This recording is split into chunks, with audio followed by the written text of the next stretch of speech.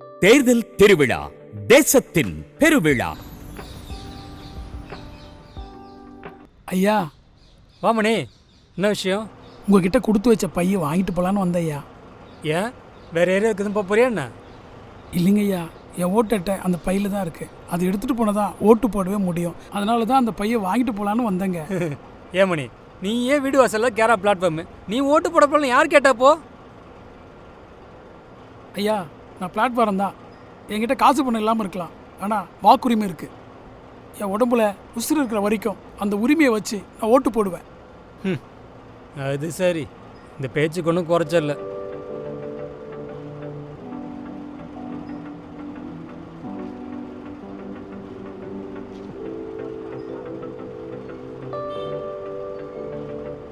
ஐயா, நான் கேரா பிளாட்ஃபாரம் தான், ஆனால் சிட்டிசன் ஆஃப் இந்தியா. மக்களவை தேர்தல் நடைபெறும் நாள் ஏப்ரல் 19, 2024. அனைவரும் தவறாமல் வாக்களியுங்கள். வெளியீடு இந்திய தேர்தல் ஆணையம், தமிழ்நாடு.